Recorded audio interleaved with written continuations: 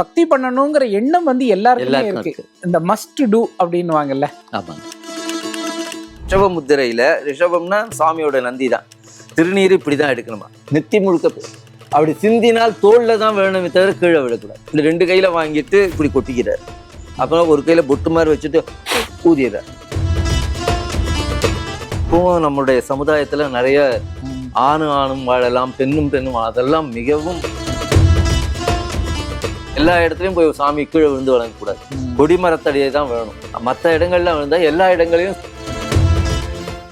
சமையல் எண்ணெய் மற்றும் உணவுப் பொருள் ஏற்றுமதியில் 20 ஆண்டு கால அனுபவம் பெற்ற ஸ்டார் எக்ஸ்போர்ட் ஹவுஸ் கயல் ஆக்ரோ ஃபுட்ஸ். சக்தியுடன் நேயர்களுக்கு அன்பு வணக்கம். நம்ம வாதவூரன் ஐயா கிட்ட தொடர்ந்து பேசிக்கிட்டு இருக்கோம். நம்ம வாழ்க்கையில நம்ம கடைபிடிக்க வேண்டிய நிறைய விஷயங்கள் இருக்கு. அதை நமக்கு எடுத்து சொல்றதுக்கு இன்னைக்கு வந்து ஆட்கள் ரொம்ப குறைவாக இருக்கிறாங்க.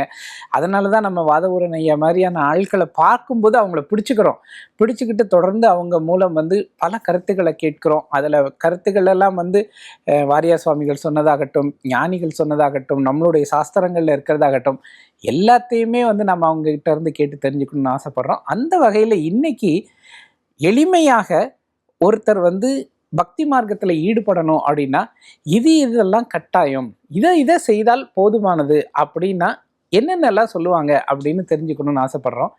ஐயா வணக்கம்.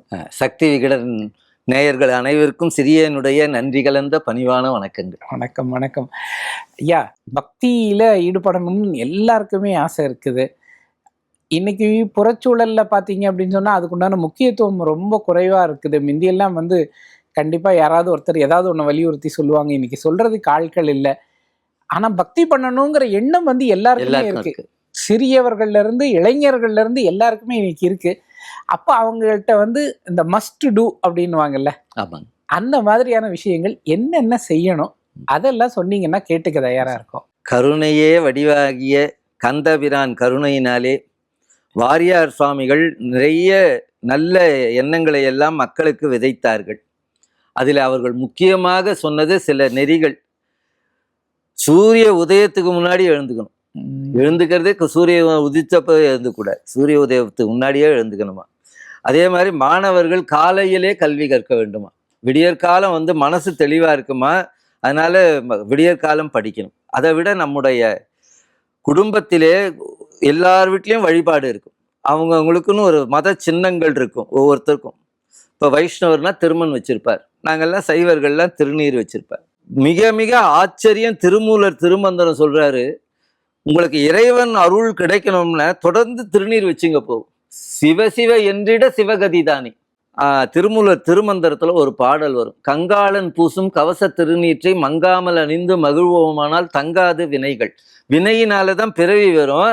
நீங்க திருநீர் தொடர்ந்து பூசினா வினை வராதான், சிவன் அருள் கிட்டுங்கிறார். வேற ஒன்றும் மந்திரங்களும் சொல்ல வேண்டாம், வெறுமை திருநீர் எடுத்து பூச. அது திருநீர் எப்படி பூசணும்னு வாரியார் சாமி சொல்றாரு. அவர் சொல்லனா நமக்கு எப்படி தெரியும். இப்போ எல்லாரும் இப்போ நிறைய முத்திரை காமிப்பாங்க. இதுக்கு சின்முத்திரைன்னு சொல்லுவார் நம்ம தட்சிணாமூர்த்தி, இது சின்முத்திரைன்னு காமிப்பாங்க. இவர் சொல்றாரு இது வந்து ரிஷப முத்திரைன்னு பேர். மாட்டு முகம் 2 கொம்பு போல, இதே தெரியும். திருநீர் எடுக்கும் போதும் இந்த ரிஷப முத்திரை நந்தியன் பெருமான நினைச்சு எடுக்கணுமா. அதுக்காக ரிஷப முத்திரையில, ரிஷபம்னா சாமியோட நந்தி தான், திருநீர் இப்படிதான் எடுக்கணுமா. இந்த பாருங்க, இப்படி இதை எடுத்துட்டா கீழெல்லாம் சிந்தக்கூடாது. பாருங்க, நெத்தி முழுக்க அப்படி சிந்தினால் தோல்ல தான் வேணுமே தவிர கீழே விடக்கூடாது. கீழே திருநீர் சிந்தினால் பாவம். இப்போ கோயில்ல குருக்கள் திருநீர் கொடுத்தா ஒரு கையில வாங்குற, திருநீரை 2 கையில வாங்கணும். குருக்கள் சின்னவரா இருந்தா கூட கொடுப்பது ஐஸ்வர்யம். அதனால நம்ம பூதினா செல்வம்னு அர்த்தம், விபூதினா மேலான செல்வம். 2 கையால வாங்கணும். இப்படி 2 கையில வாங்கிட்டு இப்படி கொட்டிக்கிறார். அப்புறம் ஒரு கையில பொட்டு மாதிரி வச்சுட்டு ஊதிடுறார். திருநீர் கீழே சிந்தக்கூடாது. திருநீருக்கு என்ன பெருமை என்றால், எந்த பொருள் நெருப்பிலே போட்டாலும் கருமையா போகும், எதை நெருப்புல போட்டாலும் கருப்பா போயிடும். ஆனா கரிய சாணத்தை போட்டா வெண்மையா போகும். இந்த திருநீர் வந்து மகா ஔஷதம். தொடர்ந்து திருநீர் பூசி கொண்டால் நோய் வராது. இதை நான் சொன்னா ஒத்துக்க மாட்டாங்க, வாரியார் சாமி சொன்னாலும் ஒத்துக்க மாட்டாங்க. பெரிய புராணத்துல சேக்கிழார் சுவாமி சொல்றார், தெய்வ புலவர் என்று 2 பேருக்கு பேர். ஒருவர் திருவள்ளுவர், இன்னொருத்தர் சேக்கிழார் சுவாமி. 2 பேருக்கு தான் தெய்வ புலவர்னு பேர். அவர் சொல்றார், ஓதிய எழுத்து 5 உரு பிணி தாம் வர அஞ்சும். அஞ்செழுத்த சொல்லி சிவாய நமன்னு திருநீர் பூசினால் நோய் வர அஞ்சுமா. நோயற்ற வாழ்வே குறைவற்ற செல்வம். நீங்க வேற ஒண்ணும் பண்ணா காலையில எழுந்தோமா, குளிக்கும்போது குளிச்ச உடனே சுவாமி கிட்ட போய் நெத்திக்கு வச்சுக்கிங்க. நாங்கெல்லாம் உபதேசம் வாங்கிட்டோம். உபதேசம் வாங்கிட்டா குழைச்சி வச்சுப்பாங்க. 16 இடங்கள்ல திருநீர் வைக்கணும்னு இருக்கு. அப்படி உபதேசம் வாங்காதவங்க வெறுமை திருநீர் பூசிக்கும். ஒன்னும் ஒரு காசு பணம் ஒன்னும் நஷ்டம், நோய் இல்லாம இருக்கலாம். நம்ம நோய் இல்லாம இருப்பதற்கு சொல்றார். ஓதிய எழுத்து 5 உரு பிணி தாம் வர அஞ்சும் சிவாய நமன்னு திருநீர். இப்ப எப்படி திருநீர் வச்சுக்கிறாங்களா? வாரியார் சாமி சொல்றாரு, திருநீர் பையில வைக்கும்போது பார்வதி சமையலாச்சா இலை போடு, தடிமாடு அப்பவும் சிவாய நமன்னு சொல்ல மாட்டேங்கிறானா. திருநீர் வைக்கணும்னு சொல்றது இல்ல. சில பேர் திருநீர் வச்சுப்பான், ஆபீஸ் போகும்போது அழிச்சுட்டு போவோம். மற்ற மதத்தினர்கள் தங்கள் சின்னங்களை அழித்துக் கொள்வதற்கு வைக்கப்படும். நம்ம இதை அழிச்சுக்கிறதா பெருமை. பொய் சொல்லத்துக்கு பயப்படணும், மற்றவங்களை ஏமாத்துறதுக்கு பயப்படணுமே தவிர நம் சின்னங்களை அணிந்து கொள்ள வைக்கப்படக்கூடாது. மாணவர்கள்லாம் நிறைய பேர் பள்ளிக்கூடம் போது திருநீர் அழிச்சிட்டு போறேன். அது ரொம்ப நம்ம சின்னங்களை திருமணம் வைத்துக் கொள்ள வேண்டும். இன்னொன்று, எல்லோரும் நமக்கு அந்த நிலையாமையை குறிப்பது.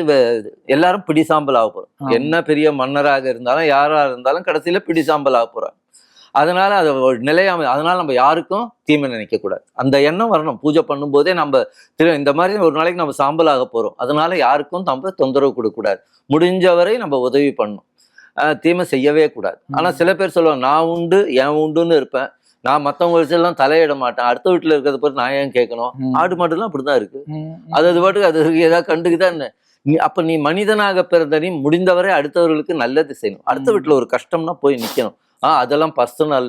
ஏன் எங்க வீட்லயே எனக்கு சொல்லுவாங்க, நீங்க என்னதுக்கு எல்லாருக்கும் புத்தி சொல்றீங்க, வளையல் போடு, ஏன் பொட்டு வச்சுக்கலாம் ஏன் சொல்ற, அது அவங்க பர்சனல் மேட்ரு. நாளைக்கு உங்களுக்கு கேலி பேசுவாங்க. நீங்க ஏன் பெண்களுக்கு எல்லாம் அறிவுரை சொல்றீங்க, ஏன் மாணவர் இப்படி இருக்குன்னு சொல்றீங்க, திருநீர் வச்சுன்னு போறீங்க, அது அவங்கவுங்க பர்சனல் மேட்ரு. அப்படி இருக்கக்கூடாதம்மா. நமக்கு தெரிந்த நல்ல விஷயங்களை 4 பேருக்கு சொல்லணும். சொன்னா கேட்கறவங்களும் இருக்கிறாங்க. எனக்கு தெரிஞ்ச ஒரு நாள் நான் கனடாவில் கந்தபுராணம் சொல்லிட்டு இருந்தேன். ஒரு தாய் தந்தையர் வந்தாங்க. அந்த அம்மா பெரிய போஸ்ட்ல இருக்கிறாரு, அவரும் பெரிய போஸ்ட்ல இருக்காங்க. ஒரே பெண் குழந்தை, 28 வயசாவது. அந்த குழந்தை கல்யாணம் பண்ணிக்க மாட்டேங்குது. நாங்க லிவிங் டுகெதர்ல இருக்கிறோங்கிறாங்க. இப்போ காலம் அப்படி கெட்டு போச்சு. நான் கல்யாணத்துக்கு அப்புறம் தான் லிவிங் டுகெதர். முன்னாடி எல்லாம் லிவிங் டுகெதர்ங்கிறது சட்டத்துக்கு புறம்பானது. அது இல்லீகல் சைல்ட்ல தான் இருக்கும். நான் அந்த குழந்தைகிட்ட சொன்னா, நான் சொன்னேன், அம்மா இப்போ யாரு அட்வைஸ் பண்ணாலும் ஏத்துக்க மாட்டாங்க, அதுவும் தலை வெள்ளையா போச்சுன்னா அவங்க பேச்சு சத்தியமா கேட்க கூடாதுன்னு இருக்கிறாங்களேம்மா, என்ன போய் சொல்லுது. இல்ல சாமி நீங்க வாங்க. அவங்க இலங்கைக்கார், அவங்க வீட்டுக்கு கூப்பிட்டாங்க. நான் போனேன். அந்த குழந்தை சாப்பிட்டு இருந்தது, இடியாப்பம் சொதி இதெல்லாம் உட்காந்து சாப்பிட்டுட்டு இருந்தது. ஏம்மா கல்யாணம் பண்ணிக்கம்மா, அப்பா அம்மா எல்லாம் சொல்றாங்களே, வயசு 28, இதுவும் காலத்தில் பயிர் செய்கிறாங்க. ஒரு காலத்துல திருமண வயசுல இளமையிலே பண்ணின்றதாம்மா, குழந்தை பிறகுதான் நல்லது அப்படின்னு சொன்னேன். ஏன் கல்யாணம் பண்ணிக்கணும்னு.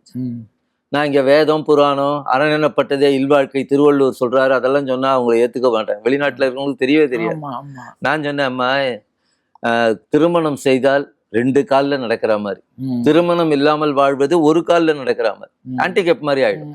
இன்னொன்று, துறவரம் என்பது கம்பி மேல நடக்கிற மாதிரி. அந்த கம்பி கொஞ்சம் தவறினாலும் கீழே விழுந்துறதுக்கு வாய்ப்பு. அரணப்பட்டதே இல்வாழ்க்கைமா, நீ என்னம்மா சாப்பிட்றன்னு கேட்டேன். இடியாப்பம் சாப்பிட்றேன். என்னம்மா தொட்டுக்கிற? சொதி தொட்டுக்கிற. சரி, இடியாப்பத்துக்கு சொதி, இட்லின்னு சட்னி சாம்பார் வேணும். பூரிக்குமா, பூரிக்கு உருளைக்கிழங்கு வேணும், சப்பாத்திக்கு குருமா வேணும். ஏம்மா தனித்தனியா சாப்பிடக்கூடாதுன்னு. அது 2ம் சேர்ந்தால் ஒரு சுவை வருகிறது. அதுபோல ஆணும் பெண்ணும் சேர்ந்தால் வாழ்க்கை சுவையாக இருக்கும் என்பதற்காக தான் ஆண்டவன் ஆண் என்று பெண் என்று படைத்தான். இல்லாட்டி ஆணாவே படைச்சிடுவார், பெண்ணாவே கூட படைச்சிட்டு போகலாம். வேற எத்தனையோ மரஞ்செடிகள்லாம் எனக்கு ஆடு மாடுலாம் கல்யாணமா பண்ணிக்குது. திருமணம் செய்வது என்பது ஒழுக்கத்தை நிலைபெறுத்துவதற்கு. திருமணம் செய்து கொண்டு வாழ்வது மனித வாழ்க்கை, புனித வாழ்க்கை. திருமணம் இல்லாமல் வாழ்வது விலங்கு வாழ்க்கை. அம்மா, விலங்குகளுக்கு திருமணம் கிடையாது. இன்னொன்னு, குழந்தை பெற்றுக்கொள்வதற்கு மட்டும் திருமணம் அல்ல, அறம் செய்வதற்காக தான். இல்லறமும் அறம்னு போட்டாரு, துறவரமும் அறம் போட்டார். இல்லறத்தாரும் அறம் செய்யணும், துறவரத்தாரும் அறம் செய்யணும். அதான் ஔவையார் சுருக்கமாக அறஞ்செய்ய விரும்புனாங்க. அடுத்தது 6வது சினம்னு போட்டாங்க. அதுக்கு வாரியார் சொல்றாரு, எங்கே நாம் அறம் செய்கிறோமோ அங்க நம்ம கோவத்தை மூட்டுவாங்களாம். அதனாலதான் அறஞ்செய்ய விரும்புன்னு சொல்லி 6வது சினம்னு வர. எங்க நீங்க தர்மம் செய்யணும் உங்க கோவத்தை மூட்டுவானாம். நீங்க அன்னதானம் பண்ணுங்க, இலை எடுக்கிறதுக்கு முன்னாடியே உள்ள வருவான். எல்லாரும் மோர் சாப்பிடும்போது ஒருத்த உட்காந்து சாம்பார் எடுத்துனுவான், என்னையா அன்னதானம் பண்றேன்னு தூக்கி எறிஞ்சு பேசுவான். நம்ம நல்ல காரியம் செய்யும்போது நம்ம கோவத்தை மூட்டுவானா. அதனால ஔவையார் அதுக்கு தொடர்பு அறஞ்செய்ய விரும்புன்னு சொல்லி ஆறுவது சினம்னு அதுக்கு இணையா போட்டாங்களாம். அந்த மாதிரிமா நம்ம அறம் செய்வதற்கு தான் இருந்தோம்பி இல்வாழ்க்கை வாழ்வதெல்லாம் விருந்தோம்பி வேளாண்மை செய்தற் பொருட்டு. நம்ம திருமணம் செய்து வீட்டுக்கு வர விருந்தினர்களை உபசரிக்கணும், பிறருக்கு உதவி செய்யணும். அதற்காக தான் திருமணம், அறம் செய்வதற்காக தான் திருமணம். இப்போ வீட்டுக்கு விருந்தினரா பெற்ற தாய் தந்தரிக்கு சோறு போட. நான் சன் டிவியில பேசும்போது சொன்னேன், முதியோர் இல்லத்துல இருக்கணும், முதியோர் இல்லத்துல இருக்கக்கூடாது. கொஞ்சம் தான் விஷயம். முதியோர் நம்ம இல்லத்துல இருக்கணும், முதியோர் இல்லத்துல விடுறாங்க. அன்னையும் பிதாவும் முன்னையறி தெய்வம்னு சொன்ன நாடு, தாயில் சிறந்த கோயிலும் இல்லைன்னு சொன்ன நாட்டுல முதியோர் இல்லம் பெருகி விட்டது. அதுக்கு சாக்கு போக்கெல்லாம் வேற சொல்றாங்க, நாங்கெல்லாம் வெளிநாட்டுல இருக்கிறோம், அதெல்லாம் கிடையாது. எத்தனை இருந்தாலும் நம்ம தாய் தந்தையை நாம் காப்பாற்றணும், அது முக்கியம். இதை வலியுறுத்தி சாமி சொல்றாங்க. திருமணம் செய்து கொண்டு வாழ்வது ஒழுக்கத்துக்கு நிலை கலனமா இருக்கும். இப்ப அந்த குழந்தை கல்யாணம் பண்ணி பெண் குழந்தை பிறந்திருக்கு, அது வேற விஷயம். அதுக்கு குழந்தைகள் இடத்துல நல்ல விஷயங்களை சொல்லும். இந்த மாதிரி நல்ல எதற்காக எல்லாத்தையும் நம்ம கல்யாணம் பண்ணிக்காமே வாழணும்னா பிற்காலம் எப்படி இருக்கும்? ஒழுக்கத்துக்கு நிலையா இருக்கிறது. இப்பவும் நம்மளுடைய சமுதாயத்துல நிறைய ஆணும் வாழலாம், பெண்ணும் அதெல்லாம் மிகவும் விலங்குகளுக்கே இல்லாத பழக்கம். அதை இப்பொழுது நம்முடைய சமுதாயம் மாறிக்கொண்டு இருக்கிறது. ரொம்ப துக்கத்தோடு சொல்லுகிறேன், அதுபடி இருக்கக்கூடாது. திருமணம் செய்து ஒழுக்கத்தோடு வாழ வேண்டும். நம்முடைய குலாச்சார தர்மங்கள், சிவ தர்மம், கோயிலுக்கு ஏன் போகணும்? என்ன கூட ஒருத்தர் கேட்டார், சாமி தான் எல்லா இடத்துலயும் இருக்கிறாரு சாமி, அங்கிங்கே நாதப்படி எங்கும் பிரகாசமாய் ஆனந்த புத்தியாய் இருந்தது. ஔவையார் அந்த காலத்துல நடந்தே போறவங்க. இந்த மாதிரி இப்போ மாதிரி ஷேர் ஆட்டோ பஸ்ஸுகள்லாம் இல்லாத காலம். இப்போ நடந்து காசி ராமேஸ்வரத்துக்கே நடந்து போவாங்க பெரியவங்க. ஒரு ஔவையார் நடந்தே போய் தமிழ் தொண்டு செய்யறாங்க. வாரியார் சாமி ஊர் ஊரா போய் செஞ்சது போல அப்ப ஔவையார் தமிழ் தொண்டு செய்தார்கள். ஒரு சிவன் கோயில், ஒரு மண்டபத்துல உட்கார்ந்தவொடனே வயசானவங்க எல்லாம் கால் மடக்கி கால் நீட்டி உட்காருவாங்க. ஒரு தூண்ல சாஞ்சு கால் நீட்டி உட்கார்ந்து ஜெபம் பண்ணினே இருக்கிறாங்க. எப்பயுமே ஒரு பெண்ணுக்கு ஒரு பெண் ஆகாது.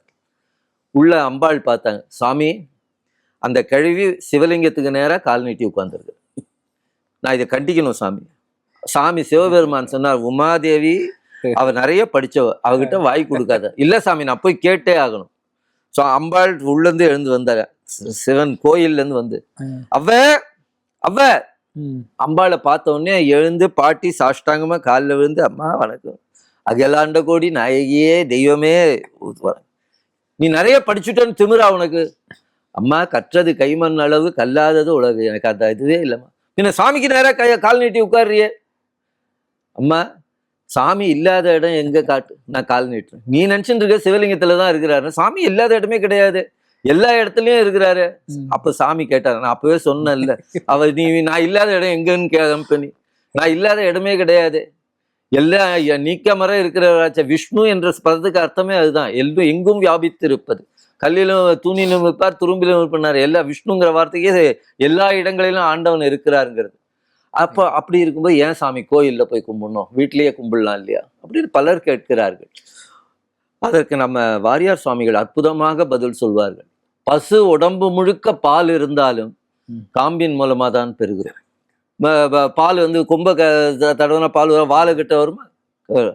ஆண்டவன் எல்லா இடத்திலும் இருந்தாலும் கோயிலிலே சிறப்பாக இருக்கிறார். சார் வீட்லேயும் சாமி கும்பிடுறோம். இப்போ நான் ஒன்றும் வேண்டாம், இந்த ஒரு துணி, சின்ன துணி இருக்கிறது, பஞ்சு வச்சுங்க. பஞ்சு வெயில்ல வச்சா எவ்வளவு நேரம் வைத்தாலும் வெதும்பும் சூடாகுமே தவிர எரிந்து போகாது. அதுவே ஒரு பூத கண்ணாடின்னுவாங்க, லென்ஸ்ன்னு சொல்லுவாங்க. இந்த பூத கண்ணாடி கீழே வச்சிங்கன்னா அது 2 நிமிஷத்துல நெருப்பு பிடிச்சிடும். அது என்ன காரணம்னா 1000 கிரணங்களை ஈர்த்து அது அங்கே அனுப்பும். நான் சின்ன வயசுல நானே பார்த்துருக்கேன், பள்ளிக்கூடத்துல விளையாடும் போது பசங்க பஞ்சு லென்ஸு காமிச்சு எரிய வைப்பாங்க. அது போல எல்லா இடத்திலும் ஆண்டவன் இருந்தாலும் ஆண்டவன் அவளை ஈர்த்து சேர்த்து அந்த மூர்த்தத்தில் வைத்திருக்கிறார். நாராயணர் உருவம்னா அதுல, சிவலிங்கம்னா அது, முருகனுக்குன்னா அந்தந்த மந்திரங்களை சொல்லி அந்த அருளாற்றலை அங்க ஈர்த்து வைத்திருக்கிறார்கள். எப்படி நீங்க வீட்டிலே வழிபடுவது வெயிலிலே பஞ்சு வைப்பது போல, கோயில்ல போய் வழிபடுவது பூத கண்ணாடிக்கு கீழே வீட்டிலே வினை வெதும்பும், வினை போகாது. கோயில்ல போய் போனா வினை வெந்து சாம்பலாகும். வினையினாலதான் நமக்கு பிறவி வருகிறது. அந்த வினை ஓடவிடும் கதிர்வேல் என்பார் காரணம் கிரிநாதர். எண்ணெய் இருக்கிறவர்களும் விளக்கு எரியும், வினை இருக்கிறவர்களும் இறப்பு பிறப்பு இருந்து கொண்டே, இறப்பு புனரபி ஜனனம் புனரபி மரணம் என்பார். அந்த இறப்பு பிறப்பு போக வேண்டும் என்றால் நாம் கோயிலுக்கு அவசியம் போக வேண்டும். அதனால அவ்வியாத ஞானம் என்று ஒன்று வருமா, அது இறையருளாலே தான் வரும். பரஞானம் அபரஞானம் என்பார்கள். அந்த பரஞானம் என்பது கோயிலுக்கு போவதனாலே வரும். அது கோயிலுக்கு போகாம இப்படி போய் அனுபவிச்சாதானே வரும். பெரியவங்க இல்லாட்டி நால்வர்கள், ஆழ்வார்கள், எல்லோரும் இறைவன் திருவருளை முழுவதும் பெற்றவர்கள். அவர்கள் கோயில் கோயிலாக போய், அதனாலதான் பாடல் பெற்ற ஸ்தலங்கள் இருக்கு. தேவார பாடல் பெற்ற ஸ்தலம். இறைவன் திருவருள் முழுவதும் பெற்றவர்களே கோயிலுக்கு போகிறார்களா? நமக்கு அருள் பெறாத நாம் போகாம இருக்கக்கூடாது. அதனால எப்பயுமே தூய உடை உடுத்து தான் போகணும். இப்ப அதுவே சொல்ல வேண்டியதா இருக்கு. வெளிநாடுகள்லயே இப்ப தூய உடை தான், கோயிலுக்கு வந்தா புடவை கட்டிட்டு தான் வராங்க. தூய உடை உடுத்தணும். அப்புறம் ஒருத்தர் கேள்வி கேட்கிறார், எனக்கு கோயில்ல போனாலும் மனசு அடங்கலையே, அங்கேயும் பார்வை தப்பா போகுது. வாரியார் சாமி கோயிலுக்கு போகும்போதே நிலம் நோக்கி பழகுங்கள், கண்களை வெல்ல வேண்டும். நம்ம அங்க போய் தப்பு பண்ணலாமா? கோயில்ல இப்ப வெளியிலே தப்பு பண்றது தப்பு, கோயில்ல நிலம் நோக்கி செல்லுங்கள் அப்படின்னு சொல்றார்.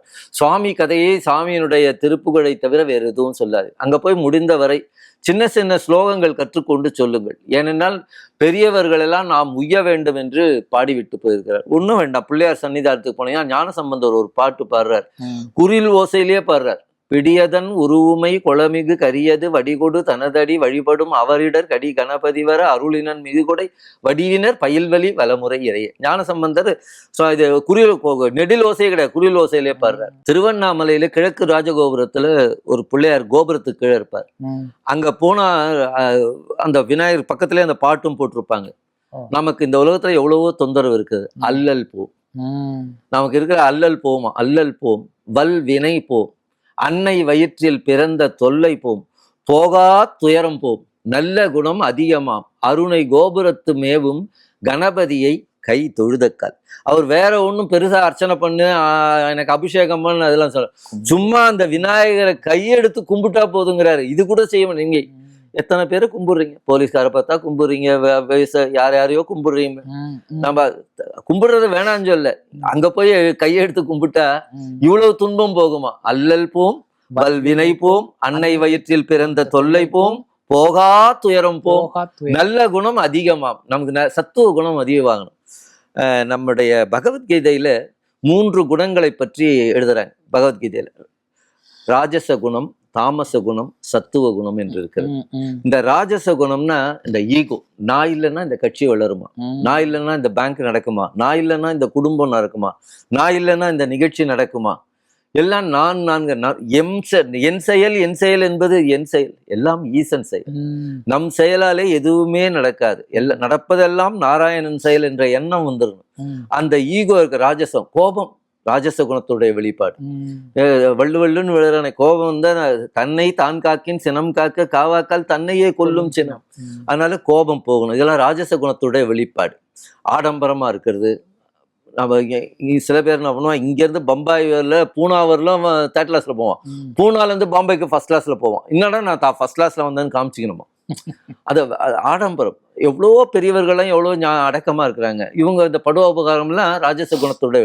தாமச குணம் என்பது சோம்பேறித்தான், எதையுமே தள்ளி போடுறது, எப்ப பார் தூங்குறது. ஞாயிற்றுக்கிழமை சாப்பிட்டு திரும்பவும் தூங்குவான், காலையில் நைட்டெல்லாம் தூங்கலாம், திரும்பவும் தூங்குவான். நம்மள அதான் அந்த பாட்டில் ஜாக்கிரதான்னு ஒரு போன நிகழ்ச்சியில நான் சொன்னேன், தூங்கியே கெட்டு போகாதீர்கள். நம்ம என்ன ஒரு அளவா 7 மணி நேரம் தூங்கினா போகணும், அதுக்கு மேல தூங்கணுங்கிற அவசியம் கிடையாது. அப்படியெல்லாம் இருக்கிற நேரத்துல நம்ம இது தாமச குணம். ஐயா இன்னைக்கு பிரதோஷம், கோயிலுக்கு போகலாம், இப்போ மழை பெய்கிற மாதிரி இருக்குப்பா, ஜது பிடிச்சிக்கும், அடுத்த பிரதோஷம் பார்த்துக்கலாம். சாமி எங்கே போறாரு, நாம எங்கே போகிறோம்? டேய் கிருத்திகடா, கோயிலுக்கு போகலடா, அடுத்த கிருத்திகை பார்த்துக்கலாம். ஏன்னா முருகன் என்ன அடுத்த கிருத்திகை இருக்க மாட்டார, தள்ளி போடுவது. நல்ல காரியங்களை தள்ளி நல்ல காரியத்தை தள்ளி போடக்கூடாது, அப்பவே நாம் செஞ்சோன்னுவார். இதற்கு வாரியார் சாமி கோயம்புத்தூர்ல ஒரு பெரிய அன்பர் இருந்தார், பெரும் தனவந்தர். அவங்க எல்லாம் குளிக்கிறதுக்கு காசிக்கு போனாங்க. இவர் காசியில போய் கங்கையில விளையாடிட்டு இருக்காரு. திடீர்னு சுழல்ல மாட்டிட்டு தண்ணி இழுத்துட்டு போகுது. அவரு சரி இன்னையோட நம்ம வாழ்க்கை, இவர் ஹெல்ப்புக்கு கேட்கிறாரு. அவங்கெல்லாம் தண்ணியில விளையாடுறாருன்னு கம்முன்னு இருக்காங்க. இவரு கையை ஆட்டுற கத்துறாரு, ஒன்றும் கேட்கல அவங்களுக்கு. தண்ணியில மாட்டிட்டு இருக்காரு. இவரு சரி நம்ம மனைவி வரும்போது போகும்போது விதந்துவா போறாளேன்னு நினைச்சுட்டாராம். தண்ணி இழுத்துனே போகுது, கண்ணு இருண்டு போச்சு. அப்ப அங்க இருக்கிற ஓடகார பையன் எவனோ ஒருத்தன், சின்ன பையன், வாலிபன் ஓடி வந்து அவர் தூக்கிட்டு வந்து கடையில வெளியில விட்டாராம். அவர் நினைச்சாராம், ஐயோ என் உயிரை காப்பாத்தினா இவனுக்கு, நம்ம ஏதாவது கொடுக்கணும். இவங்க எல்லாரும் வந்த உடனே எல்லாம் பார்த்து முடிஞ்சோன்னா அவன் நம்ம செய்ய கடமை செஞ்சுட்டு அந்த பையன் போயிட்டான். இவரு அப்புறம் எல்லாம் பார்த்தா இந்த மாதிரி நான் தண்ணியில முழுகிட்டேன், இந்த மாதிரி காப்பாத்தினாலும் அவனுக்கு ஒரு 1000 ரூபாயாவது கொடுக்கணும்னு சொல்லிட்டு அவர் தேடுற கிடைக்கல. அடுத்த நாள் 1000 ரூபாய் எடுத்துன்னு வர்றாரு, அந்த பையன் வரல. அதுக்கு அடுத்த நாள் வந்தார், அன்னைக்கே வர்ற, அதுக்கு அடுத்த நாள் வந்திருக்கான். இப்போ இவர் ரூபாய் எடுத்துன்னு வரல. தம்பி நான் ரூம்ல இருக்கேன், நீங்க வா, உனக்கு உதவி செய்யணும். எனக்கு இதெல்லாம் ஒன்றும், நான் என் கடமை தானே செஞ்சேன் அப்படின்ட்டு சரின்னு சொல்லிட்டு இவர் போனாராம். பீரோ எடுக்கும்போது, ஆமா அவன் கடமையை தானே செஞ்சான், நாமளும் அவனுக்கு தெரிஞ்சா நாமளும் அதை தானே செஞ்சிருப்போம், இதுக்கே 1000 ரூபா கொடுக்கணும், 100 ரூபா கொடுக்கலாம்னு நினைச்சாராம். 250 ரூபா எடுத்துன்னு வந்து கொடுக்கும்போது ஒரு 50 ரூபா கொடுத்தாரு. அதாவது அன்னைக்கே கொடுத்தா 1000 ரூபா கொடுத்துருப்பாரு. அந்த மனசு மாறும் இயல்பு உடையது. அதனால நல்ல காரியம் நம்ம செய்யணும்னு நினைச்சா அப்பவே செஞ்சோணும். அதுக்காக தள்ளி போடுறது அது தாமச குணத்தினுடைய வெளிப்பாடு. நல்ல காரியத்தை தள்ளி போடுறது. சத்துவ குணம் என்பது அப்பவே செய்வது. எந்த ஒரு இதுவும் நம்ம உடனே நல்ல காரியம், அப்பா இதை சொன்னாருன்னா கேட்பாங்க, பெரியவங்க சொன்னா நல்லது, ஏன் இப்படி செய்யணும், இப்படி எதிர்த்து பேசாம பெரியவங்க சொல்லி சில விஷயம் நமக்கு புரியாது, அதுக்கு பக்குவப்பட்டாதான் வரும். அதனால சத்துவ குணம், இந்த சத்துவ குணம் அதிகமாக தான் இறைவன் அருள் நமக்கு கிடைக்கும். ராமாயணத்திலே ரஜோகுணம் ராவணன், தமோ குணம் கும்பகர்ணன். பகவான் ராமச்சந்திரமூர்த்தி ரஜோகுணமாக ராவணனை கொன்று விட்டார், கும்பகர்ணன் தமோ குணம் அவனையும் கொன்று விட்டார், சத்துவகுணமான விபீஷணத்துக்கு முடிசூட்டுகிறார். இந்த கதையினால நம்ம என்ன தெரிஞ்சுக்கணுமா, ரஜோகுணத்தையும் தமோ குணத்தையும் குறைச்சிட்டு சத்துவ குணத்தை வளர்த்தணும். அந்த சத்துவ குணம் வளர்வதற்கு உதவி செய்வது வழிபாடு. வழிபாடு மிக மிக அவசியம். இந்த மாதிரி ஞானம் எல்லாம் கோயிலுக்கு போனால் தற்செயல். ஏன்னா அங்க வேத மந்திரங்கள் எப்பவும் ஒலித்து கொண்டே இருப்பதனால சில ஞானம் நமக்கே தோணும். ஆத்மராமர்னு சொல்லுவாங்க, நம்ம ஆத்மாவுக்குள்ள ராமர் இருக்கிறார், ஆத்மராமர்னு பேர் வைப்பாங்க. அதுபோல நம்ம கோயிலுக்கு போகுது, அது நமக்கு சில விளக்கங்களை கொடுக்கும். ஆகையினாலே கோவிலுக்கு செல்வது என்பது அவசியம். நம்ம இப்பனா பிறந்த நாளுக்கு போறோம், கல்யாண நாளுக்கு போவோம், மற்ற நாள்லாம் நம்ம போறது கிடையாது. பிரதோஷத்துக்கு இப்ப நல்ல கூட்டம் வருது. ஒரு காலத்துல நான் மயிலாப்பூர்ல போகும்போது 100 பேர் இருக்க மாட்டாங்க பிரதோஷத்துல, இன்னைக்கு 10,000 பேர் வராங்க. அந்த ஆன்மீகம் வளர்ந்துருக்கு. ஆனா உண்மையான ஆன்மீகம் எது என்றால், எல்லா உயிர்களிடத்திலும் வாரியார் சாமி சொல்றேன், நான் தினம் 1.5 மணி நேரம் பூஜை பண்றேன், ஆனால் அதோட நின்று விடக்கூடாது வழிபாடு. எல்லா உயிர்களிலும் நான் வணங்குகிற முருகன் இருக்கிறார். மக்களுக்கு செய்கின்ற சேவையே மகேசன் சேவை. ஒருவருக்கு நம்ம காயப்படுத்திட்டு இங்க சாமி கும்பிடக்கூடாது, ஒருத்தரை ஏமாத்திட்டு இங்க பெருமாளுக்கு செய்யக்கூடாது. நாம எல்லா உயிர்லயும் அந்த பெருமாள் இருக்கிறார். உயிர்களுக்கு செய்கின்ற நன்மை இறைவனுக்கு செய்த நன்மை ஆகும். ஆகையினாலே நாம வெறும் வழிபாடோடு நின்று விடாமல் நம்மை சுற்றி இருக்கிறவர்களுக்கு நாம் உதவி செய்யணும். அவர்கள் முஸ்லீமோ கிறிஸ்தவர்களோ, நான் ஏதாவது ஒன்று சொன்னா ஏதாவது ஒன்று சொல்றேன், அப்படி கிடையாது. ஆண்டவனுக்கு நம்ம எல்லாருக்கும் உதவி. ஆண்டவனுக்கு தான் எல்லா குழந்தையும். என் மதம் எப்படி உயர்வோ அந்த மதம் அவனுக்கு உயர்வு, என் தாயார் எனக்கு உயர்வு, அவன் தாயார் அவனுக்கு ஒரு, எம் மொழி உயர்ந்தது, என் நாடு உயர்ந்தது. அப்படி எல்லாமே ஆண்டவனால படைக்கப்பட்ட, எல்லா உலகமும் ஆண்டவனாலே தயாரிக்கப்படும். ஆண்டவன் தான் எல்லா மதத்துக்கும் தலைவன். ஒரே இறைவன் தான். ஏகம் ஏவா அத்வதீயம்னு வேதம் சொல்லுது. பட்னத்து சுவாமி சொல்றார், ஒன்றென்றிரு தெய்வம் உண்டென்றிரு, நீ தெய்வம் இல்லைன்னு சொல்லாது. அதை விட வாரியார் சுவாமி ஒரு இடத்துல பேசும்போது சொல்லுகிறார்கள், தெய்வம் இல்லை என்று சொல்பவர்களோட சகவாசமே வச்சுக்காதுங்கிற. அப்புறம் தெய்வம் இல்லை என்று பேசுகிற ஒரு கூட்டத்திலே போய் நிற்கார்கள். நம் தாயை ஒருவன் தரக்குறைவாக பேசினால் அங்கு நின்று கேட்கலாமா? அவன் அப்போ தேவர்களுக்கு சூரபத்மன் 1008 சிறையில போட்டான். என்ன காரணம்னா, சிவபெருமானை எதிர்த்து செய்த தட்சன் செய்த வேள்வியிலே கலந்து கொண்டார்கள்.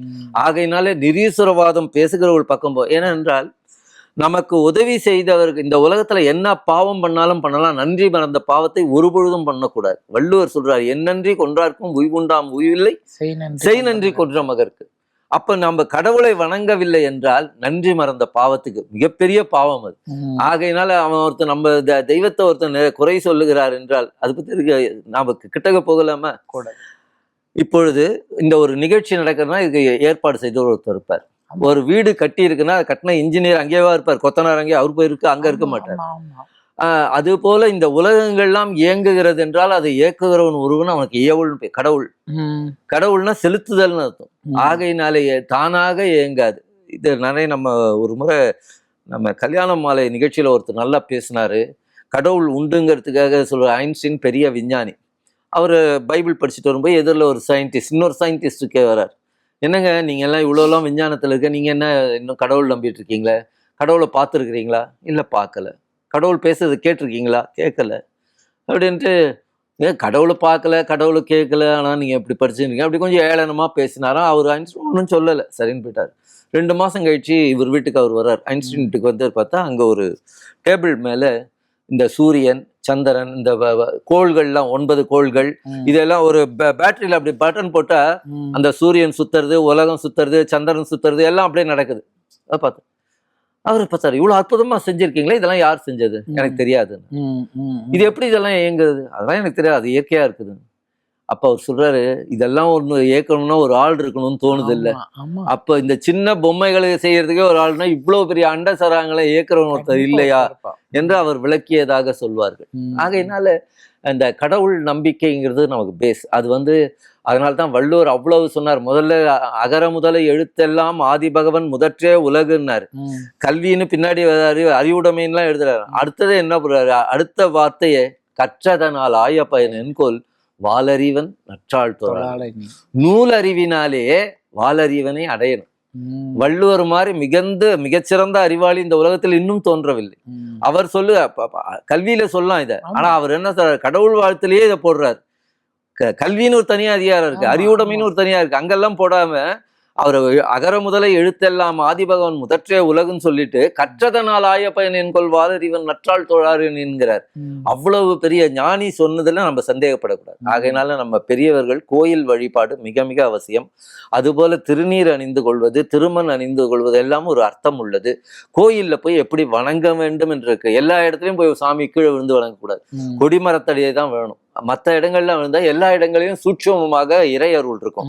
தனியா சில பேர் போய் நவகிரகத்தை கும்பிடணும்னு சொல்லிட்டு கும்பிட்டா இன்னொரு பக்கம் இன்னொரு சுவாமி இருக்கும். அதனால எல்லா இடங்களையும் காலை நீட்டி கூடாது. அதுக்குன்னு ஒரு முறை. ஆறுமுக நாவலர் ஆலயம் எப்படி தொழ வேண்டும் என்று ஒரு நூலை எழுதியிருக்கிறார். இலங்கையில இருந்து ஆறுமுக நாவலர் எப்படி கோயிலுக்கு செல்ல வேண்டும், எப்படி பேச வேண்டும் என்று. உடல் தூய்மை, உள்ளம் தூய்மை ரெண்டுமே அவசியம். உடலும் நமக்கு தூய்மையா இருக்கணும், உள்ளமும் தூய்மையா இருக்கணும், ஆடையும் தூய்மையா இருக்கணும். ஆகையினாலதான் அந்த சுத்த ஆடை அணிந்து கொண்டு கோயிலுக்கு போகணும். அங்க போய் வீண் வார்த்தைகள் பேசக்கூடாது. அங்க போயிட்டு இறைவனுடைய பாடல், நமக்கு தெரிந்த இந்த மாதிரி சொன்ன பாடல்கள், சின்ன சின்ன பாடல். சிவபெருமான் கிட்ட உலகெல்லாம் உணர்ந்து ஓதற்கரியவன் நிலவுலாவிய நீர்மலி வேணியன் அழகில் சோதியன் அம்பலத்து ஆடுவான் மலர் சிலம்படி வாழ்த்தி வணங்குவாங்க. முருகன் சன்னிதானத்துக்கு போனா, நான் இல்லறத்தான் அல்லேன், இயற்கை துறவி அல்லேன், சொல்லறத்து ஞானியம் அல்லேன், உயர்ந்த திருப்போரூராய் என்றே நான் ஈடேறுவேன். திருப்போரூர் சந்நிதி முறை என்பது மிக உயர்ந்த பாடல். எப்படி வள்ளல் பெருமானுடைய திருவருட்பாவோ அதுபோல திருப்போரூர் சந்நிதி முறை. அந்த பாடல்ல சுவாமிகள் வேண்டுகிறார்கள், இல்லறத்தான் அல்லேன், இயற்கை துறவி அல்லேன், சொல்லறத்து ஞானியம் அல்லேன், உயர்ந்த திருப்போரூராய் என்றே நான் ஈடேறுவேன். சுவாமி கேட்கிறானா, நீ சொல்ற எந்த லிஸ்ட்லயும் நான் இல்லை. இப்ப நம்ம ஒரு போஸ்ட்டுக்குன்னா இவ்வளவு படிச்சிருக்கணும், இவ்வளவு இது பண்ற, நீ அது மாதிரி முத்தி அடையிறதுக்கு இதெல்லாம் வச்சிருக்கிற, எதுலையுமே நான் இல்லை, நான் எப்போ ஈடேறுவேன்னு கேட்குறாங்க. வாரியார் சுவாமியோட கெட்டிகார்த்தனம். அவர் என்ன சொன்னாரு? இயற்கை துறவி அல்லேன், சொல்லறத்து ஞானியம் அல்லேன், உயர்ந்த திருப்போரூரா என்றே நான் ஈடேறுவேன்னார். பெரியப்பா அந்த என்ற இதோட சேர்த்துக்கோங்கிற.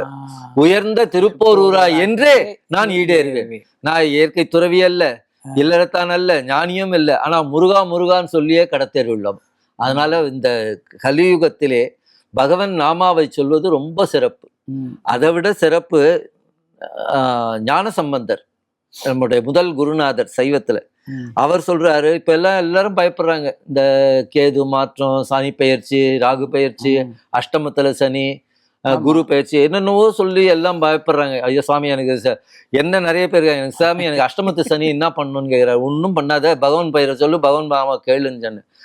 ஞானசம்பந்தர் சொல்றார், நாளாய போகாமை. தேவாரத்துல அற்புதமான தேவார். நாளாய போகாமை, நாளை வீண் பண்ணாது. எவ்வளவு கோடி கொடுத்தாலும் திரும்ப நாள் கிடைக்காது. நாளாய போகாமே நஞ்சனியும் கண்டனுக்கு ஆளாய். நீ இறைவனுக்கு ஆளாயிடு, சிவபெருமானுக்கு ஆளாயிடு. நஞ்சனியும் கண்டனுக்கு ஆளாய் அன்பு செய் மடநெஞ்சு. இதை அண்டர்லைன் பண்ணிக்கிறோம் மக்கள். இப்ப மக்கள்கிட்ட அன்பு குறைஞ்சு போச்சு. அதனால்தான் நிறைய தீமைகளுக்கு காரணம், டிவோர்ஸுக்கு எல்லாம் காரணமே அன்பு இல்லாததுதான். எங்க அன்பு இருக்கிறதோ அங்க குற்றமே தெரியாத. வேற்றுமை வேதனை தரும், ஒற்றுமை உயர்வு தரும். ஆகையினால அன்பு செய் மடநெஞ்சே அரண்நாமம் கேள. அரண்நாமம் சொல்லுன்னு சொல்லல, ஏன்னா சொன்ன தொண்டை வலிக்குதுன்னு கேட்ப. அரண்நாமம் கேளாயினார். கேட்டா உனக்கு காது வலிக்காது. பேசுறவனுக்கு தான் தொண்டை வலிக்கும், கேட்கறவனுக்கு. நான் 2 மணி நேரம் பிரசங்கம் கேட்டேன், காது வலிக்குதுன்னு சொல்லுவார். அரண்நாமம் கேளாய். சரி சாமி, நாங்க கேட்டா எங்களுக்கு என்ன புண்ணியம்? அப்படி நீ பகவன் நாமாவை கேட்டா உன்னோட உறவினரோட உறவினர், இப்ப உங்களுக்கு சம்பந்தி இருப்பான், பெண் கொடுத்தவங்க, பெண் எடுத்தவங்க, அவங்க சம்பந்தின்னு சொல்லணும். பந்தம்னா உறவு, சம்னா நல்ல. இப்ப சம்பந்தின்னு சொல்றது இல்ல, சம்மந்திங்கிறான். மந்தினா குரங்கு, சம்னா நல்ல குரங்கு. நான் சேலத்துல பேசும்போது அங்க போட்டுக்கிறான் சம்பந்தி விருந்துன்னு போட்டார். நான் சொன்ன தப்பா போடாத ஐயா, சம்பந்தின்னு போடணும். பந்தம்னா உறவு, சம்னா நல்ல. அதான் ஞான சம்பந்தர்னு பேர் வருது. அந்த அவங்களுக்கு கூட நீங்க இங்க உட்காந்து பகவன் நாமாவை கேட்டா உங்க உறவினர்களுக்கே துன்பம் வராதான். அப்போ நிச்சயமா உங்களுக்கு வராது. ஐயா வீட்டுக்கு வந்தேன், வேலைக்காரியே பட்டுப்புடவை கட்டியிருக்கு. அப்போ முதலாளி அம்மா எப்படி இருப்பாங்க? கேட்டவங்களோட உறவினர்களுக்கே நாள் கோள்களால துன்பம் வராதுன்னா நிச்சயம் உங்களுக்கு வராது. சரி, கேட்டாலே இவ்வளவு புண்ணியம்னா சொன்னா எவ்வளவு புண்ணியம். அத நமக்கு கருணையோடு சொல்லுகிறார். நாளாய போகாமே நஞ்சனியும் கண்டனுக்கு ஆளாய் அன்பு செய் மடநெஞ்சே அரண்நாமம் கேளாய். நம் கிளை கிளை கிளைனா உறவு, என் கிளை கிளைக்கும் கேடுபடா திறமருளி கோளாய நீக்கும் அவன் கோளிலி என் பெருமானே. கோள்கள்ங்கிறது நவகோள்கள். கோள்களால ஒரு துன்பமும் உங்களுக்கு வராதான் பகவான் நாமாவை கேட்டுக்கொண்டே இருந்தால். அது என்ன கஷ்டம். எத்தனையோ வசதி இருக்கு. இப்போ யூடியூப்ல எவ்வளோ பேர் பகவான் நாமா பாருங்க, பஜனை வருது, எவ்வளோ சிவபுராணம் கேட்கலாம். அதிலெல்லாம் நமச்சிவாய வாழ்க, நாதன் தாழ் வாழ்க, எல்லாம் இறைவன் பேரே வரும். இப்போ நீங்க நல்ல சத்சங்கத்துல இருந்தாலும் நம்ம பார்வதி பதையே அரகர மகாதேவா அப்படி அவன் நாமத்தை கேட்டா நமக்கு கோள்களால ஒரு துன்பமும் வராதான். இதுக்காக இப்ப எல்லாராலும் பரிகாரம் செய்ய முடியாது. இப்ப நிறைய பேர் ஜோசியர் பரிகாரம் 400 200 வாங்குறாங்க. ஏழைகள்ல எங்க போவாங்க? அதற்காக யாரும் கவலைப்பட வேண்டாம். எவ்வுயிரும் காக்கவோர் ஈசன் உண்டோ இல்லையோ அவ்வுயிரில் நாம் ஒருவரல்லோ. அவனை விட்டு நாம் எங்க இருக்கிறோம். ஆகையினாலே இந்த நாள்கள் கோள்கள் சனி பெயர்ச்சி இதெல்லாம் கவலைப்படாதீங்க. பகவன் நாமாவை கேட்டுக்கொண்டு இருந்தாலே புண்ணியம். அவன் நாமத்தை சொல்லுங்கள், அதுதான் உண்மையான பக்தி. வழிபாடு ஒன்றே நம் வாழ்க்கைக்கு சிறந்த வழி என்று வாரியார் சொல்வார் என்பதை சொல்லி எல்லோரும் வழிபாடு செய்து நல்ல வழியை பின்பற்ற வேண்டும். வணக்கம். நன்றி. நன்றி, ரொம்ப நன்றி. 20 ஆண்டுகளாக உலக நாடுகளுக்கு உயர்தர சமையல் எண்ணெய் மற்றும் உணவுப் பொருட்கள் ஏற்றுமதியில் இந்திய அரசின் ஸ்டார் எக்ஸ்போர்ட் ஹவுஸ் அங்கீகாரம் பெற்ற கயல் ஆக்ரோ ஃபுட்ஸ். சக்தி விகடனின் வீடியோக்களை தொடர்ந்து காண இந்த சேனலை சப்ஸ்கிரைப் செய்யுங்கள். வீடியோ குறித்த தகவலை உடனுக்குடன் அறிய பெல் ஐகானை கிளிக் செய்யுங்கள். வீடியோக்களை உங்கள் நண்பர்களுக்கும் உறவுகளுக்கும் பகிர்ந்து கொள்ளுங்கள். என்றென்றும் இறைப்பணியில் உங்களோடு சக்தி விகடன்.